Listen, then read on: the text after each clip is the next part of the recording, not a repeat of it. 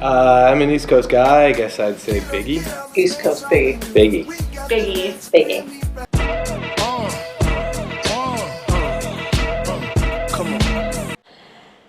I don't think I need to choose. I like them both. Actually, I don't listen to either of them, but.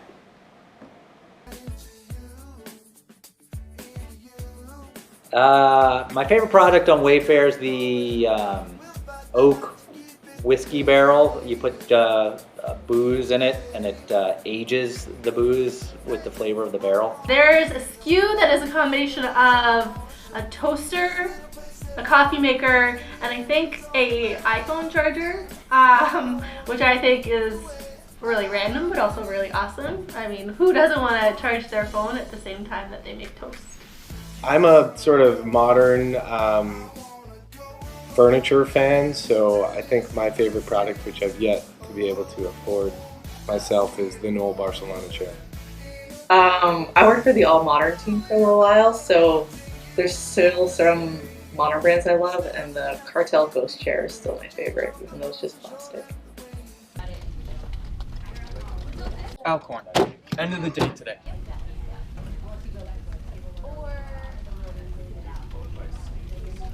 Started my career at age 14 as a server at a seafood restaurant, wiping down tables, wearing a sweet apron and visor.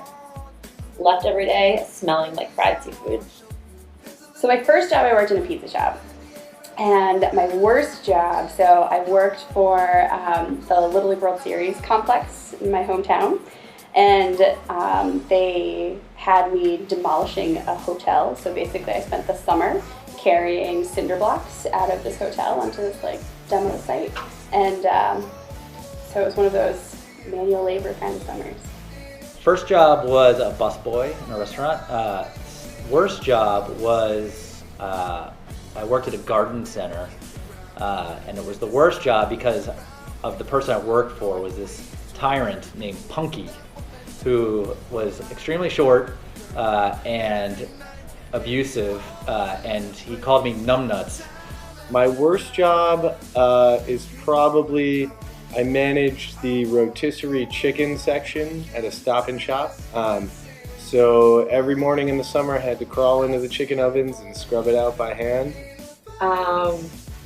So my first job, and it was also kind of my worst job just because of the experiences that happened there, was I was a bank teller in high school, and some of my most awkward working things happened while dealing with customers there. I got a customer's arm stuck in the drive-through window.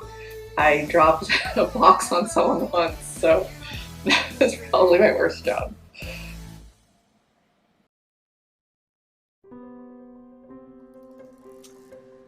It's hard, stuff really starts blending together when you've been here for a little while, as everybody kind of knows. I guess I'd say when we first launched our initial offshore vendors in the Philippines and India and kind of reworked those workflows, that was very, very big for me.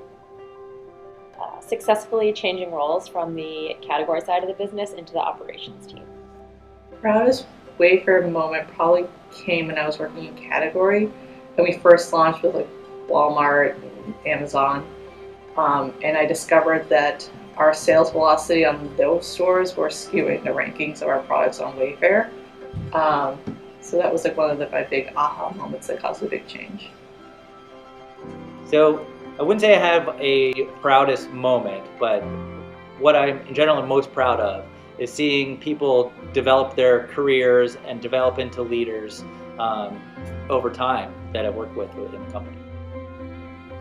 I think the IPO is really exciting to see all of the hard work that we did kind of pay off and actually have people really start talking about Wayfair and people outside of the company be excited about it. That was really a neat day.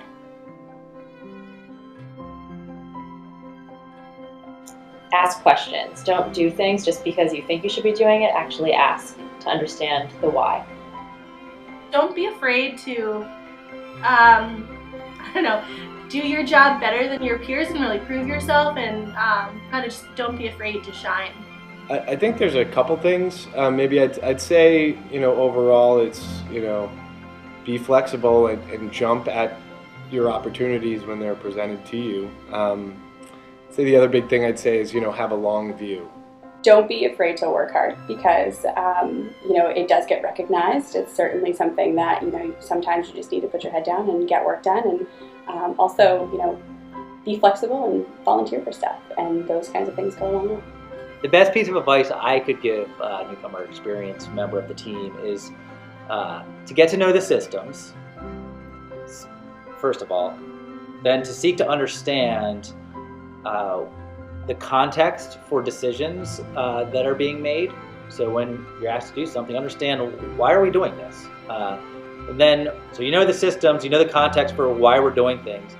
Then start connecting the dots on why other things are getting done. So you have a broader sense of the whole organization and what we're trying to do as an organization and how different initiatives fit into that broader mission.